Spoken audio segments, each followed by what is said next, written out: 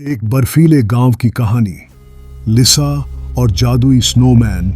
एक छोटे से गांव में जो चारों ओर से बर्फीली पहाड़ियों से घिरा था, एक जिज्ञासु बच्ची रहती थी, लिसा को सर्दी बहुत पसंद थी। उसे हवा में नाचती बर्फ की फुहारें अच्छी लगती थीं, और जब सारी दुनिया बर्फ से चमकती थी तो उसका मन खुशी से भर जाता था। लेकिन सबसे ज्यादा उसे स्नोमैन बनाना पसंद था। एक ठंडी सुनहरी दिसंबर की शाम लिसा ने अब तक का सबसे बड़ा स्नोमैन बनाया। उसकी नाक एक गाजर से बनी थी, आंखें काले चमचमाते बटन से, और उसने अपने दादा की पुरानी रेशमी मफलर पहनाई थी।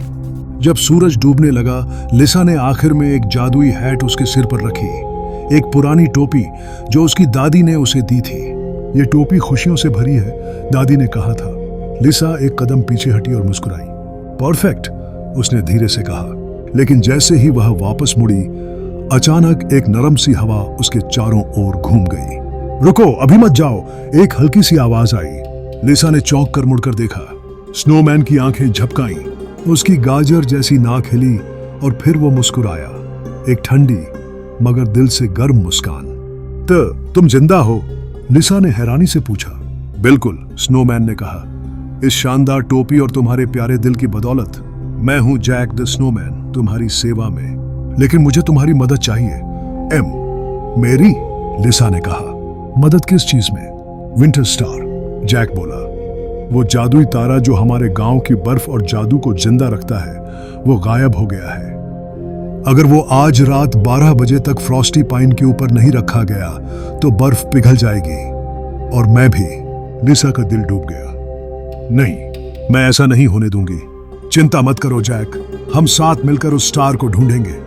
और दोनों निकल पड़े बर्फीले जंगल की ओर। चांदनी उनकी राह रोशन कर रही थी, और पेड़ हवा में सरसराते फुसफुसा रहे थे। तभी झाड़ियों से एक चमकीली लोमड़ी निकली। उसकी चमचमाती सिल्वर जैसी चमकती फर थी। कुछ खो गया है क्या बच्चों? लोमड़ी ने पूछा। लिसा ने सब कुछ समझाया। हो सकता है मुझे पता हो, लोमड़ी ने मुस्कुराकर कहा। लेकिन पहले क्या तुम मुझे पकड़ सकती हो? लिसा ने जैक की ओर देखा। जैक ने सिर हिलाया। फिर दोनों ने लोमड़ी के पीछे भागना शुरू किया। बर्फ पर हंसी से गूंजता जंगल। अंत में लिसा फिसलती हुई एक ढलान से नीचे गई और लोमड़ी की पूंछ पकड़ लिया। लोमड़ी हंसी। तेज हो तुम, जाओ जमी हुई झील की ओर बढ़ो। लेकिन ध्यान रखना, वहां आइस स्पिरिट्स हैं। जब वे झील पर पहुंचे, वहां छोटे छोटे चमकते जीव हवा में तैर रहे थे, बर्फ के आत्मा। और झील के बीचों बीच हल्की सी चमक लिए विंटर स्टार पड़ा था। कौन है जो हमारे खजाने को लेना चाहता है? एक आत्मा गरजी।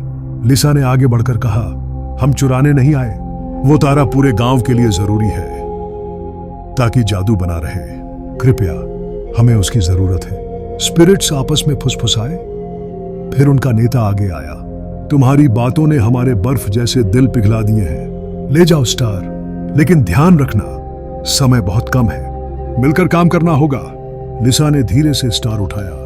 उसकी चमक अब और तेज थी। फिर लिसा और जैक दौड़ते हुए वापस लौटे। जब वे फ्रॉस्टी पाइन पहुंचे, घड़ी में करीब करीब 12 बजने वाले थे। पेड़ बहुत ऊंचा और फिसलन भरा था। जैक, मुझे ऊपर उठाओ, लिसा ने कहा।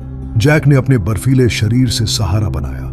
लिसा चढ़ती गई, और फिर उसने अपनी बाहें पूरी ताकत से ऊपर फैलाईं और विंटर स्टार को पेड़ की चोटी पर रख दिया। अचानक पूरा पेड़ जगमगा उठा।